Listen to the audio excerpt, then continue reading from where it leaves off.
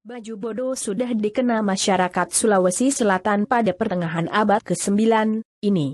Ciri khas pakaian adat suku Makassar, hal ini diperkuat dari sejarah kain muslin yakni kain yang digunakan sebagai bahan dasar baju bodo itu sendiri. Kain muslin adalah lembaran kain hasil tenunan dari pilinan kapas yang dijalin dengan benang katun. Memiliki rongga dan kerapatan benang yang renggang menjadikan kain muslin sangat cocok untuk daerah tropis dan daerah beriklim kering.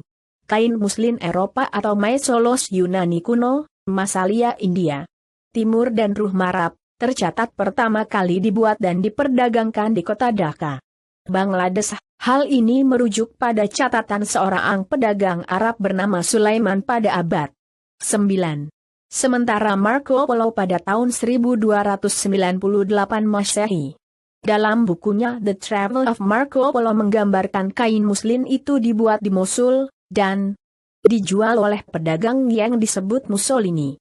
Uniknya, masyarakat Sulawesi Selatan, khususnya suku Makassar, lebih dulu mengenal dan mengenakan jenis kain ini dibanding masyarakat Eropa, yang baru mengenalnya pada abad 17 dan baru populer di Perancis pada abad 18.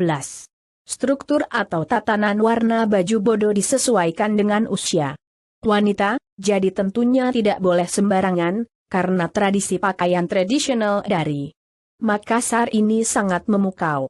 Berikut di bawah ini penjelasannya. Jingga digunakan oleh anak perempuan usia 10-14 tahun.